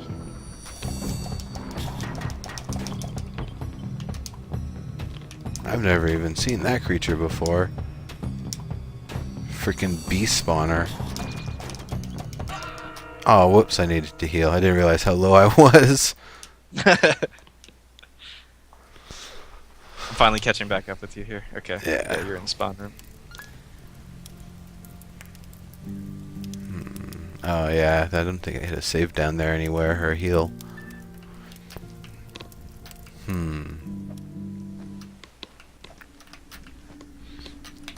Yeah, Wiki, this is... I like the little healing that you get, or not the healing, the little health and mana upgrades you get here and there along the way. Yeah, we've been trying to like kind of spice it up with like more stuff to find, you know, like it's tough because like you constantly like want to reward people for exploring and going out their way, but you know, I think like one of the things we've always had trouble with is kind of balancing how much and what, you know. Because you can like easily go the other way where you make the game too easy. Like that's one of the things that bugs me about Symphony of the Night is that the game is so damn easy. Like There's like maybe one spot in the entire game I can think where I've died. That's Yeah. like the clock tower, where it's just completely ridiculous with. Okay, so that's actually one of the funny things. The playthrough that I was talking about recently, the second one of those discus lords that he fought dropped the chakram. So he had that, didn't have to farm for it or anything. One of the most powerful early mid-game weapons, and he just gets it. So Yeah. yeah, like I had a run once where I got the I think the Medusa shield in that area, like the right side of the place, in Yeah. like 2 or 3 kills. So I was like, oh damn, well, I'm in Yeah, that's pretty what's good really shape. tough, because that was one of the reasons we removed that randomized loot we were talking about, because you know, Farming. we had like all these drops and stuff, but like you can, well, it's just like you can get lucky. Like the first thing you kill could have some crazy drop, you know, like it's all just random rolls. So, you know, the problem with random, like we always seem to find, is that it's either it goes one way or the other. It's never just like equally balanced. Like, oh yeah, everything just works perfectly. It's almost always a case where you end up with too much or not enough, you know.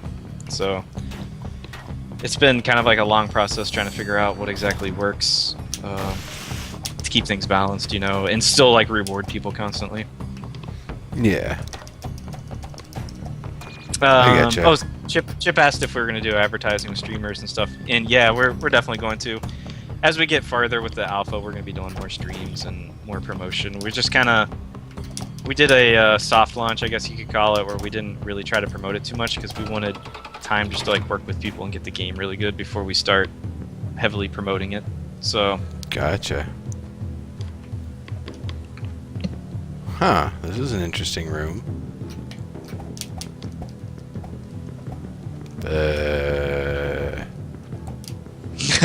oh, I'm guessing where you're at, because The castle mural? Yeah, so it's part of a area-wide puzzle. Great. Alright, moving forward. It'll make sense to you a little bit further when you get a little bit further. Cool. I do like the timing of this spiky death room here. Oops. Yeah, let's grab save.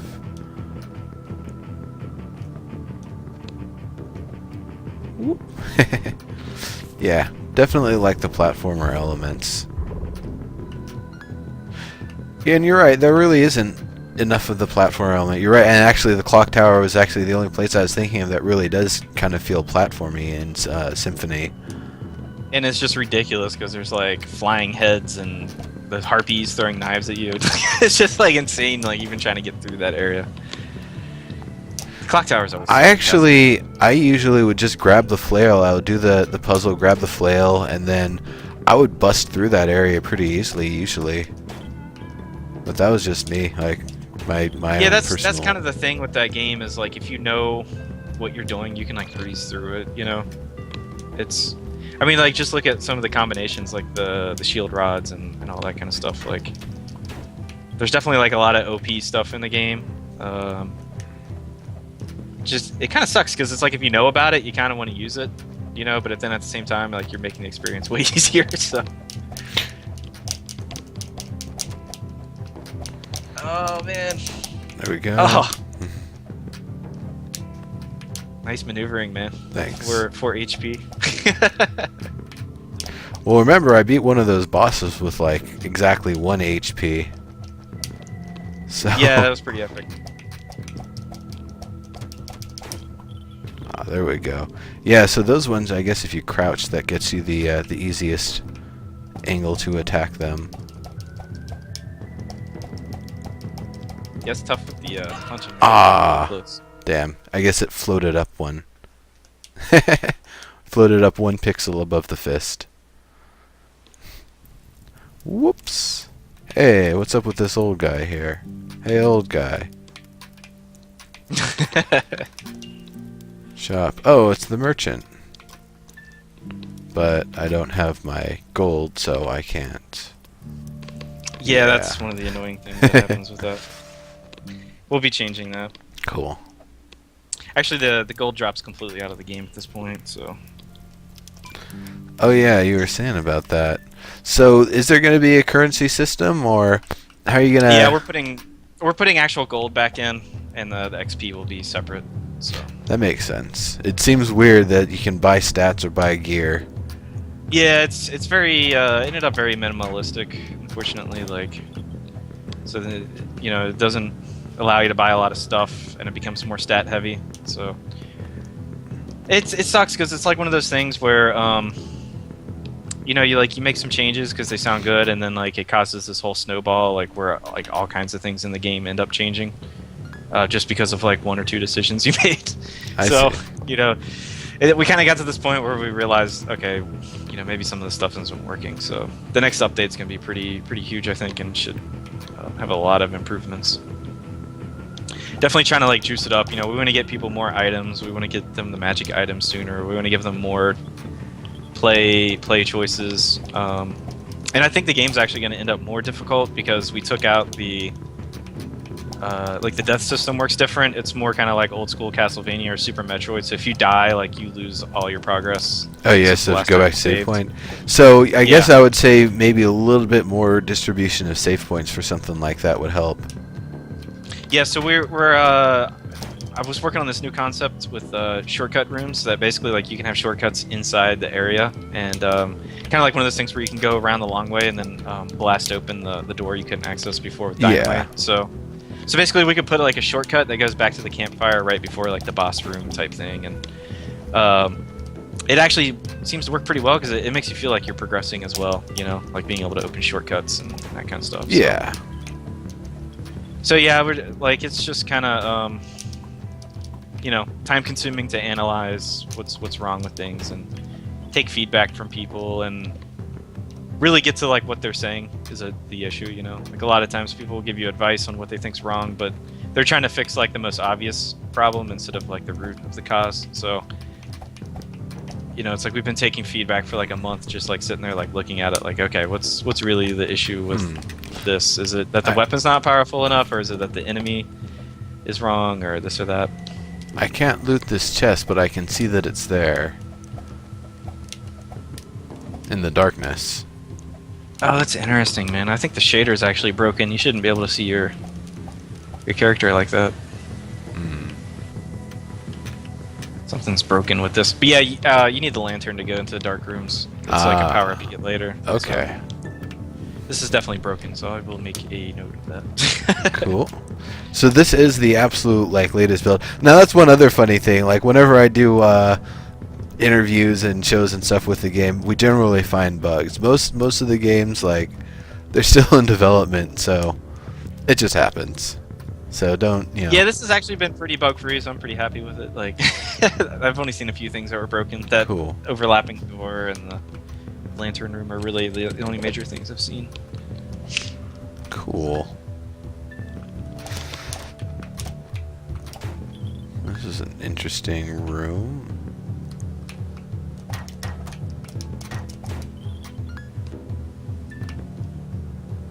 Huh, oh, I see.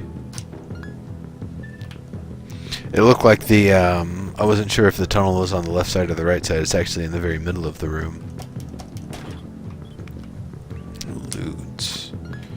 I kind of feel like going back to that one area where there's the altar. But I feel like that was behind that double room door sort of thing, so I'm not sure if I can get there again. Yeah, I don't know if you're gonna be able to do that because of the glitch that was happening. So weird. But that comes with the procedural, generation of things, so. Yeah, that's the hell we've gotten ourselves into. I mean, I had always wondered how difficult it actually is and what the process was. I always thought about things in like a very boxy, like, you have a 2x2 room or something, and what doorways can go to what other doorways, and then kind of stitch it up that way. But I can see how. Yeah, the hard part, we were talking about it earlier a little bit. I think we might have got distracted, but you're asking if you ever get the power-ups in a different order and stuff, and like. That was one of the things like we really didn't like about the original game was that it had no direction.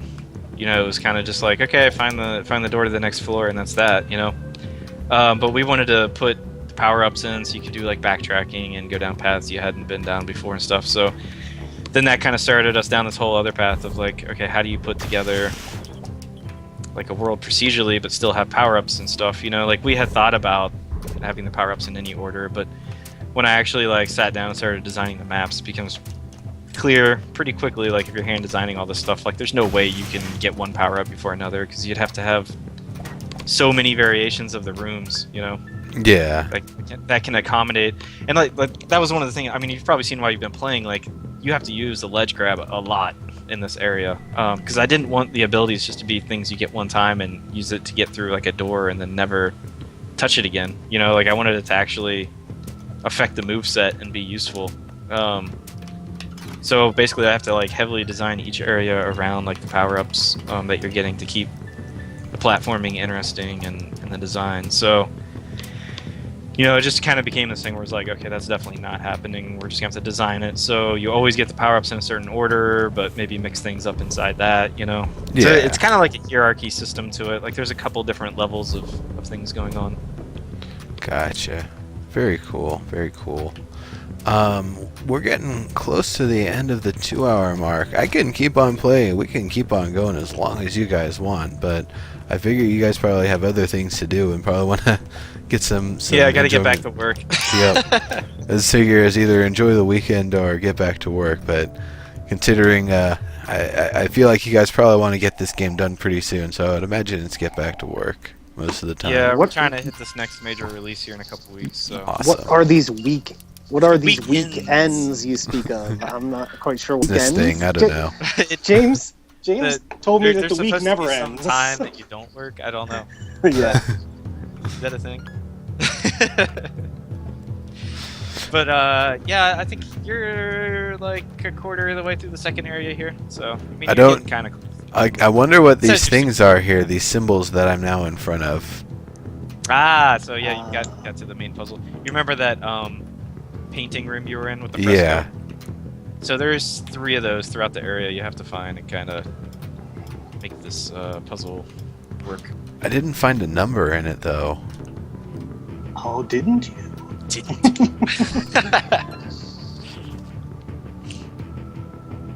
No, I don't think I did, but I'll have to go back and look, I guess. Nicely played. Nicely played. Well, without giving too much away, just we're fans of old school gaming, and we're fans of non-linear thinking and that kind of stuff. So you can expect a lot of cryptic puzzles to be scattered throughout the game. Gotcha. But yeah, rest assured that the answers will always be there, and we're not going to leave anybody hanging.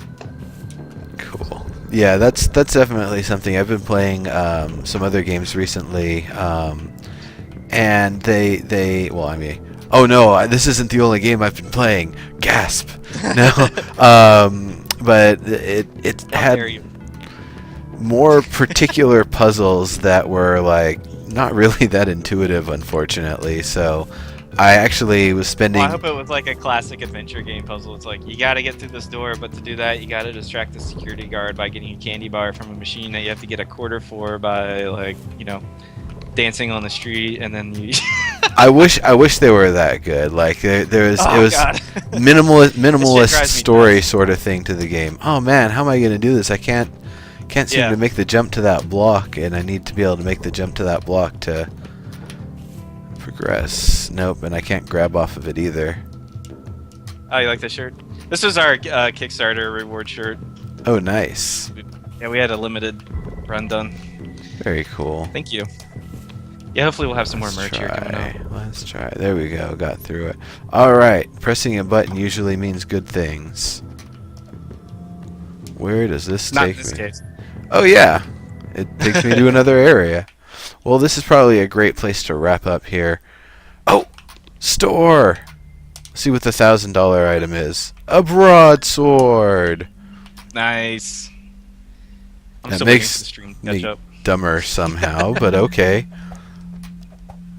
I guess because it is such a big brutish swing that it does take off 1 point of intelligence. Well, I think you had that magic weapon, right?